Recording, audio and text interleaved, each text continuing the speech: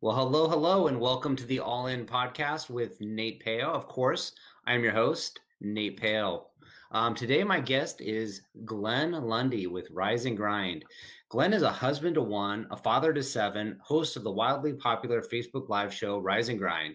He's been seen at places like Hustle and Grind Con, Grow Your Business for God's Sakes, and many more stages across the country.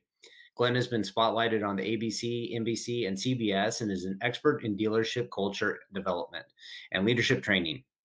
With 20 years experience in automotive industry, Glenn led dealership from 120 cars a month to 800% increase in sales in 5 years, becoming the second largest used car franchise in the country. His unique style makes him one of the most coveted GMs in the business. Glenn has the unique ability to help identify the areas for growth in your store, teach creative ways to invoke your dealership spirit, and with a background in sales and finance, he uses his skills to create growth as well as tapping into the mental side of human development. Welcome to the show, Glenn. How are you? I am great, Nate. Thank you so much for having me on. I appreciate you sharing this space and time with me. So is being the best used car salesman, is that a good thing or a bad thing? It seems like they get a bad rep from time to time. That's what we've been working on changing, and that's how we became the second largest used car franchise dealership in the country, is really focusing on eradicating the negative stigmas associated with the car business. Yeah. So I take it you got your career started in used car sales. Is that what like let's walk through your journey a little bit of how you got into the industry and Yeah. what drew you to it, and we'll kind of work our way up to like, hey, where did you realize that like, hey, this is something that I should be out there teaching and sharing with the world? Yeah, sure, Nate. So I started in the business when I was 20. A little backstory on that is I met a young lady, her and I started dating, and she got pregnant. That's the long story short. And I was like, oh my gosh. And so I dropped out of college and I went into the workforce. I started for a company that was selling America online over the phone to people who had canceled their accounts. So that was a lot of fun. And then I saw an ad in the newspaper. It said, earn $5,000 a month guaranteed. No experience necessary. I was like, that's me, right? No experience, no degree, no nothing. And so I went, and it was a car dealership, a Nissan Subaru dealership in Flagstaff, Arizona. I started my car career there. I started as a salesperson, worked my way all the way up to a general sales manager. And over that period of time, I was very good at what I was doing career-wise, but my life outside of work was trash. Me and the young lady I spoke of, we split up. I ended up losing custody of my daughter when she was 6 years old. And so I just had this really bad taste in my mouth for the auto industry. And so I tried to get out for a little while. Fast forward, I moved to Kentucky in my late 20s, early 30s. And I moved to Kentucky, and I met a girl out here, and crazy, we started dating. She got pregnant. It was the craziest thing ever. And I was like, oh my gosh, here we go again. And she wanted me to get a big boy job because I was working in bars and restaurants and things like that. And the only thing I was really good at was cars. And so I made a decision that I was going to get back into the car business. But if I was going to get back into the industry, I wasn't going to allow the industry to affect me the way that it had before. Instead, I was going to make an effect and change the industry. That was the mindset. And so I wrote down, man, I literally wrote down everything that I hated about the car business as an employee, everything that I hated about the business as a consumer. And then I went and started working at a small dealership in a really small town, population 9,600. And over a period of 6 years, we were able to take that store from a no-name store no one had ever heard of to the second largest franchise dealership in the country. Wow. So walk me through a little bit of those items on that list of what you hated about working in the industry, what you hated about it, and how you wanted to go setting about training. Because, we think of, or at least I think of, you go to a dealership, a used car dealership, you're going to get swarmed the minute you step foot out of the door. Somebody's going to try to tell you, they're going to say, the hard pressure tactics, maybe you can't afford this car. Let me put you in something you don't want. And you're just like, this is very painful. Sure. Like, what are the things you saw that needed to be changing? What were the things you started doing differently that allowed you to make an impact and change the industry from within? Yeah, sure, man. I would like to clarify a little bit. It is a new car franchise dealerships. We just sell used cars also. So we were the number two used car franchise dealership. So it was a Chevy store, Chevy Buick. But with that said, what I knew is as an employee, I hated getting my teeth kicked in every single Saturday morning and pretty much every other day of the week. I hated the hours, the way they were structured. They didn't make sense to me. I'm not afraid of work. I'm not afraid of working long hours. I'm not afraid of anything like that. But the way they had things set up, it simply wasn't efficient. And so we were working every day. I mean, we were open on Sundays, so I had 2 days off a month, and even on those 2 days, it was always working. Is kind of the way that it worked. So I didn't really, and I also didn't like working with crooks, working with criminals, working with druggies, all of these things that exist in the car business. And I definitely didn't like how my life outside of the work was impacted so much, my relationships, my inability to spend time with my children, those types of things. From a consumer side, I knew the consumers hated the things you're talking about, right? They hated getting swarmed. They hated the process. They hated feeling cheated. They hated the curtain, the Wizard of Oz behind the curtain deal, the lack of transparency, the lack of information, the lack of professionally trained sales associates, right? And so I just decided we're going to do 180 degrees opposite of all of these things. And as I worked my way up, I started in sales and ultimately grew to become the general manager of the dealership. And through that, just really focused on shifting that narrative and creating an environment that was both incredibly rewarding, fun, and pleasurable for all of my employees, as well as an electric energy to where when you walked in as a consumer, you immediately knew that this was different and you were about to have a special experience, not anything like what you'd had before. Yeah, I would say, if I was going to say what is a people to people business, like a car dealership would stand out amongst that, right? Because it is definitely, you're going in there and it's me and you having a discussion about buying a car or not. And it can be a really pleasurable one or it can be a really painful one. And when we, at least for me, when I hang out with people that lift me up and I'm excited, it's like a good experience. It is one of the most rewarding things is to have that people to people connection. But when it's not in alignment, it's really painful. So I could see how you could go and be like, I love my job. And then the customers, the people that you're working with love coming in and working with you because every day is just like, hey, you're meeting people, you're hearing their stories, you're making an impact in their life of some sort. And it could be very exciting and very rewarding for sure. Yeah, man, no doubt. And when we focus on people, that's one of the ways that we were able to shift the narrative in our store is, most companies or businesses, or even somebody who's thinking about going into business, typically the model is, I want money. I want money. How can I earn some money? Then we create a product or whatever that we can sell. So once we start selling the product to make money, the second thought is, I need more customers. So if I can get more customers, then I can sell them more products and I can make more money. And then from there, as we grow and expand, we start thinking, well, if I had some employees, the employees could get me more customers, which could sell me more products, which could make me more money. And so most businesses, their decision making comes from this end game of profit. What we did is we flipped that on its head. We said, okay, we want amazing people and to create an amazing environment for people. When we do that, that translates to getting more customers because the customers love the experience. The people that love working for us will get us more customers. And ultimately, that will generate the profits. So instead of making decisions profit first, we make decisions people first. And we were really able to flip things on its head. That's an amazing way to do it. So as you evolved through your career, where did you realize that, hey, this is a message I wanted to take on the road. I wanted to share it with the world. I wanted to teach other people. I want to create my own live podcast, the Rise and Grind Show. Like where did that kind of come from? And where did you get the inspiration for that? Yeah, so the industry across the board is, I liken it, and this is probably a horrible metaphor, and some people probably won't agree with it, but I look at it almost like it's almost like slave labor, man.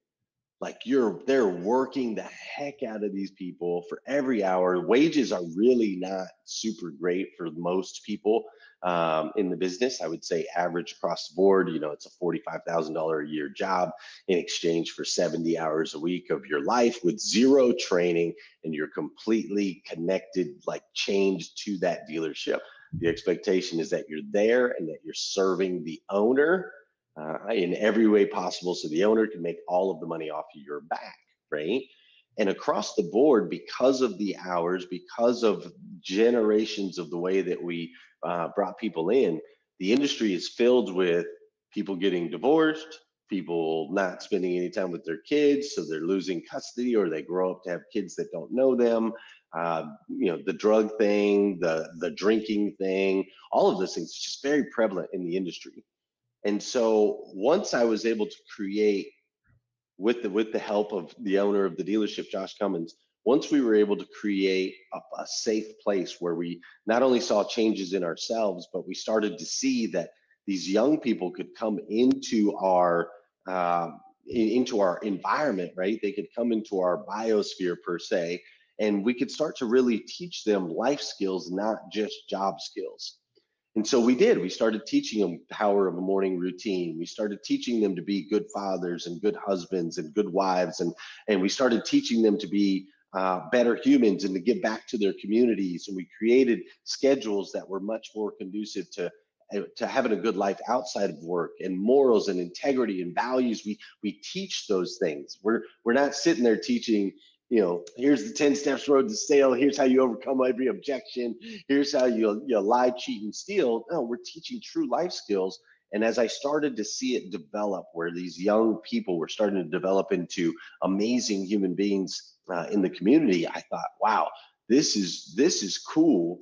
This is awesome. We've had a lot of success, and I could stay here and do this forever. However, we'd be doing the world a disservice and an injustice. The mission is to eradicate negative stigmas in the car business, not to eradicate negative stigmas in one dealership in one small town with 300 people. And so I just started to realize as we were growing that we had a way to really make an impact in people's lives. And in order for me to do it effectively, I was going to have to get outside of my comfort zone, outside of my bubble, and really take what we were teaching our people out into the streets. Mm-hmm. I like how you started talking about teaching people like life skills and giving them more of a reason to come to work than like, hey, it's a paycheck, and if you don't deliver, you're out. Somebody else is going to take your job. When you start focusing on the people, and you're going to start attracting people that want to be there. So you're going to get, people that do really well. There's definitely, no matter where you go, there's going to be high performing guys that are going to sell a ton of cars, and they're going to be really helping the business out. And if they knew that if I work at one place over another, I'm going to enjoy my job a lot better, they're going to go there and they're going to help the owner out, right? Like you said, the owner's looking for. So if you're just going to beat people up to say, get me more money, sell more cars, make me more money, or you teach people how to be better humans, really pay attention to what they're about, you're also going to attract better talent that comes in. You're going to have longer retention. So I think you're going to end up seeing better results because of that.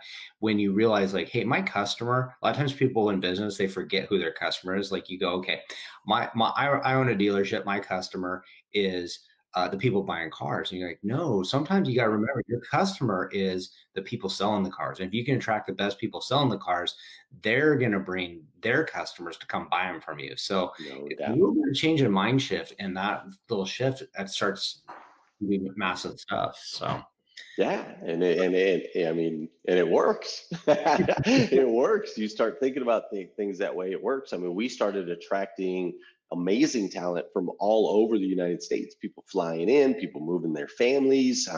It was just incredible. We had a huge social media presence that we were able to create. People were super proud that, hey, this is where I work. I'm going to post that on on social media, and I'm going to show how cool of an environment this is. And this is how my life's changed since I started working here. And so that drew in a lot of people, man, from out of state, from all over the place. And I mean, we're talking drawing people to Paris, Kentucky. Like, you could go sell cars in Miami, Florida. You can go sell cars in San Diego, California. Like, you can go sell cars in New York. Like, there's cities where people, the city itself has a draw. And we were pulling people out of those cities to go to Paris, Kentucky, which is nowhere, bro. I'm telling you, there's nothing there. But you're 100% right. Like attracts like. And when people start to see that it doesn't have to be this way, and I do have a choice, I do have options. I can still be in an industry that I'm passionate about and that I'm good at, but I don't have to be in this vehicle over here where I have to deal with all the trash that comes along with it. They absolutely will pack up and move, man. Awesome. So let's talk a little bit about your show, Rise and Grind. Can you tell me a little bit about that show? What is the topics you cover? Who is that? What are the things you talk about on the show, and like, what was your inspiration for creating it? I mean, other than to get the message out further. Yeah, so we started, we did a lot of social media, and as we grew, it was such an anomaly for a Chevy store in the middle of the country to grow 800% was unheard of, especially a store that had been in business for 56 years already, just kind of trucking along, doing 100 cars a month. And then next thing you know, we're selling 2, 3, 4, 5, 6, 7, 8, 9, 10. Everybody's going, what the heck is going on? And so our social media presence allowed me to create a platform of people that were looking for growth, that were looking for life skills, not just job skills, that were looking to evolve in their careers and with their families and so on and so forth. And so as we started to draw in more of those people, I reached a point where I was so frustrated with social media on what was in my feed. I loved what we were pushing out, but what was in my feed was so negative and violence and all this other stuff. And I was like, man, I need to, instead of complaining about what's on social media, let's do something about it. So I decided to create a space that's nothing but motivation, education, and inspiration. That's what you get every episode. No politics, no news, no BS. Motivation, education, inspiration. It is a safe place that you can come for that. The reason I chose to do it first thing in the morning, 5:30 a.m. Monday through Friday, we've done 739 episodes now, I believe it is. But the reason decided to do it that time in the morning is when I decided I was going to go live 5 days a week, I had to make sure that nothing was going to get in the way. And so at 5:30 a.m., I didn't have to worry about any of my 6 kids, getting in the way. I didn't have to worry about work or employees or any of those things. And so I created that 5:30 window as a safe place that I knew I could commit to. I could show up. Whether anybody else showed up didn't matter. I knew I could show up. And so I started doing the show January 6th of 2018. And just really creating that, man. Let's go. First thing in the morning. Every successful book, or every book you read about a successful person, every successful person that gets interviewed, they all say there's power in your morning routine. And I knew that to be true in my life. And I was teaching that to my salespeople and other associates at the dealership, and it was being true in their life. And so I thought, if we can tackle first thing in the morning, we can really make an impact in people's lives. Now, there was a marketing side to it too, right? From a marketing side, every morning I got to go live and say, hey, my name is Glenn Lundy. I'm a husband to 1, a father of, I think it was 5 back then, and the general manager of Dan Cummins Chevrolet and Buick in Paris, Kentucky, the second largest used car franchise dealership in America. It's 5:30 a.m. and I hope you're ready to rise and grind. And when you hear that first thing in the morning, every day, over and over, and you walk away with this positive interaction between you and I, and then somebody bumps into you at lunch and is like, hey, Nate, I'm thinking about buying a car today. You're instinctively going to be like, oh, dude, there's this guy that I watched in the morning, and he's real positive, man. And what is it again? Dan Cummins, second use. Yeah, like Dan Cummins, right? And so from a marketing standpoint, it was brilliant because we had frequency, we had proximity, super close to people with their phones. we had affinity. We were increasing people's trust and for us as a person, not just as a business, but as a person. And we were doing it first thing in the morning. So that was kind of the intentions behind the show: blend in some marketing, make a bigger impact, right? And do it at a time that I knew I could commit and people could count on me. Uh, Mhm. so fast, so fast forward, man, it was crazy. People started to be attracted to the show, and then they said they wanted a group. So we created a group that now has over 30,000 active members. Then they said they wanted T-shirts and hats, and now we have a clothing line. And then they wanted to meet up offline, so we started doing events offline, and then we started doing charitable events. We've raised in the last 2.5 years, we've raised over $700,000 for different organizations. It's really been a fun ride. It continues to evolve. I've gotten to interview some incredible people on the show, and yeah, man, I love it. I love every second of it. That's just like crazy to think that like you just start off with this little thing and it attracts a community of like-minded people and they grow it bigger than it needs to be. Like that's just pretty crazy. Yeah, So man.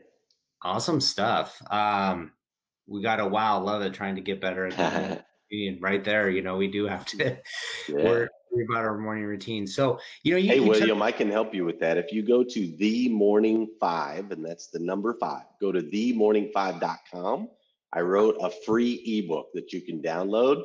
It's called The Morning Five: Five Simple Steps to an Extraordinary Life. You can read it in 40 minutes max, and it'll break down a powerful morning routine that attacks mind, body, and spirit. It's the best way to start your day. There you go. Good one there. Yeah, I did want to touch base with you a little bit about, being a father to seven, a husband to one. Like, clearly family is very important to you, and you're, a way to showcase yourself out there. You're putting yourself, and I talk about this a lot when you're in business with people. One of the easiest ways to develop a relationship with them is have something relatable. And if you only talked about selling cars, I'm not gonna really always feel like I wanna, like, have a connection to you. Sure, Like, I might be like, "Yeah, he's probably gonna wanna try to sell me a car if I have a conversation." But if you start talking to me about things going on in your life, I understand who you are as a human. I'm more related to you. I'm going to be interested in other things you have going on in your life. I'm going to be cognizant of things 365 days a year. And then when it's time to buy a car, then it's like, yeah, of course we're going to go talk to Glenn. We know him from around the way. We see what he's up to. So sure. how has showcasing, who you are as a family man, been for you, to kind of like, were you always prepared to share that side of you, or like, did you struggle, not being only Glenn Lundy general manager, but Glenn Lundy father?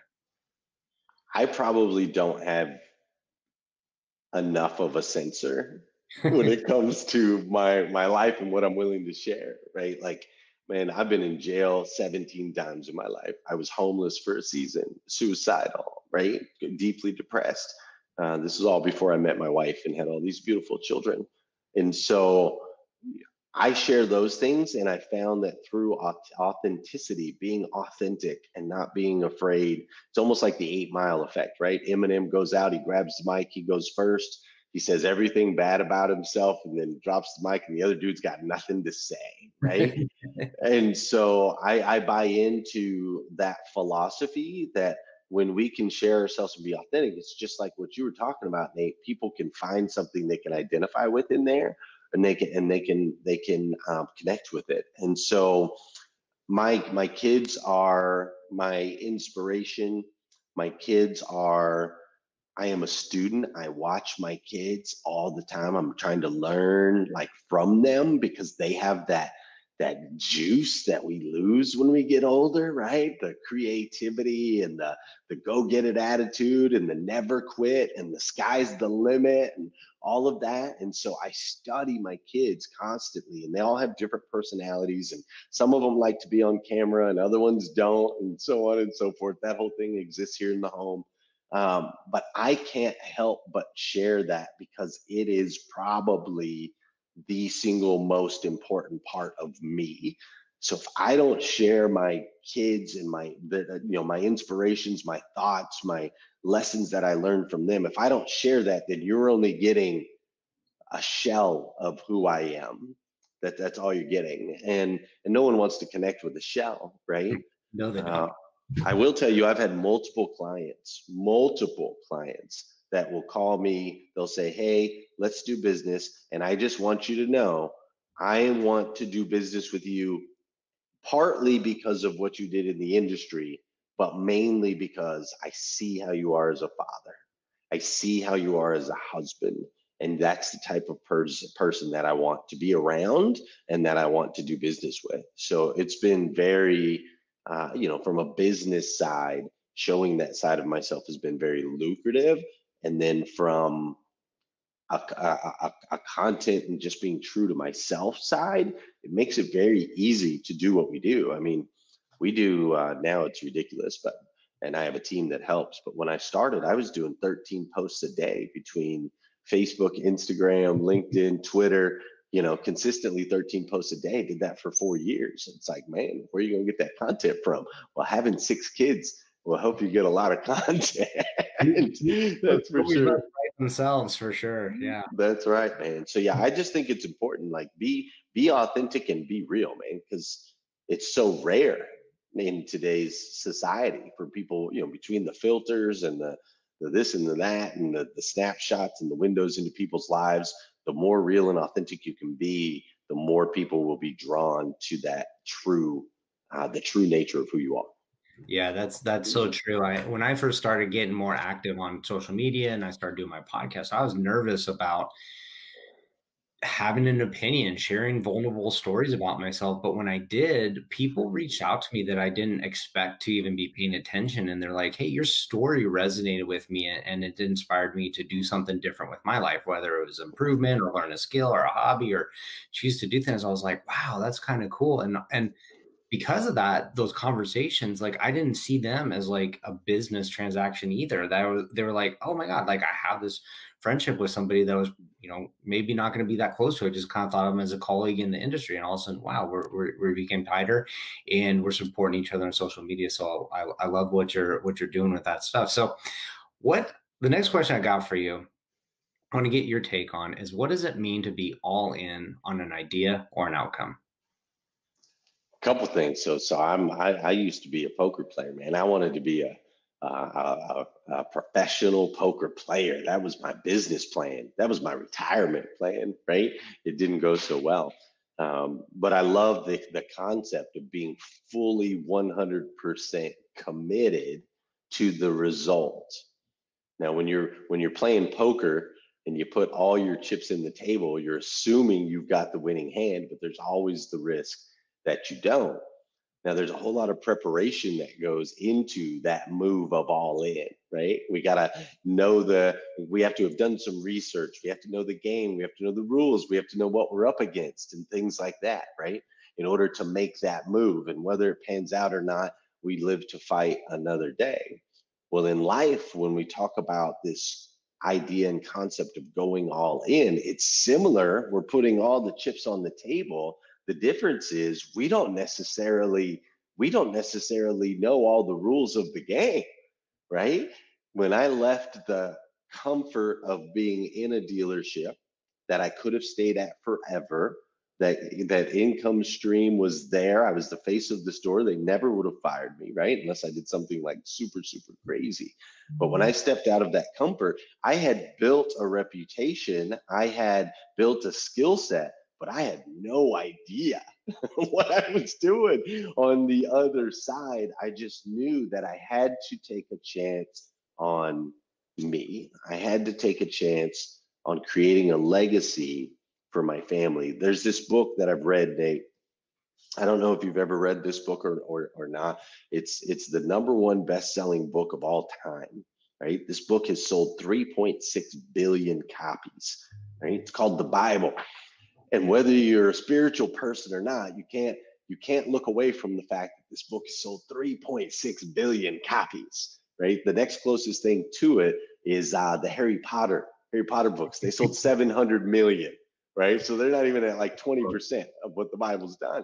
So there's this book, the Bible, that I study, and in there it talks about as we go through this season of life, we have a responsibility to try to create a legacy that will impact our kids, grandkids. All right. 3 generations down after you. And so when I look at things that way, and when I was working and I was in the position, I was creating a great life for me and my wife and my kids, but I was building a legacy for the guy whose name was on the wall, not a legacy 3 generations deep, for my family. And so to me, all in a short synopsis is putting all of the chips on the table, understanding that the outcome, whether or not it's the outcome you expect, ultimately that outcome is what's required to get you to where you need to go. Does that make sense? Yep, absolutely. Absolutely. That's a great answer and a great take. So let's talk a little bit. Who are you ideally trying to get connected to? We talked about a lot of stuff. We talked about the show. We talked about the dealers, or the sales reps, or the customers. Like who's your ideally the people you're trying to get connected to and make a difference in their lives? Yeah, so I am looking for people like me, people that maybe at some point have struggled, maybe at some point have made some mistakes, maybe at some point feel less than, not worthy, not capable. I'm looking for the person who's stuck, who's been doing the same thing every day and knows that they want a different result. I'm looking for people that have anxieties and fears and doubts that are keeping them from stepping into their greatness. So I'm looking for people that aren't living the best versions of themselves that they can possibly be. Because I believe that when we come together, if we rise every single day with intention and purpose, we can evolve into the best versions of ourselves we can possibly be, which ultimately allows us to make an impact in other people's lives. And I need everyone to know that we don't do this alone, we do it together. That's the way it works. So I'm trying to draw people together so that we can ultimately help them reach that level, the best versions of themselves that they can be. I believe that we have a born on date and an expiration date, and that dash in the middle is impact. What kind of positive impact can you make in other people's lives? I think that's the meaning of life. I believe that. And so I'm here to serve to help people reach that point so they can even impact others. That's awesome. That is a powerful, powerful statement, a powerful way to get connected to people. Thank Loving it. you. So where can somebody go if they want to get connected to you? Where do they go to find you? If you go to glennlundy.com, that'll connect you to all my different stuff. There's automotive channels, there's Rise and Grind channels, and it'll take you to my LinkedIn and Instagram and all that stuff as well. Awesome stuff. Well, I appreciate you coming on the show. Had a great time chatting with you. Love the Rise and Grind. I use a hashtag a lot for myself because I'm for 5:30 in the morning. Actually, 5:30 is kind of late. I usually try to get about 4:30. Right on. Get rocking towards it, because you're right. If I don't have my morning routine, things come up, things get in the way, and I don't get it done. So loved having you on the show, and I love your message, and let's stay connected for sure. Yeah, let's do that, Nate, man. I appreciate you so much. Thank you.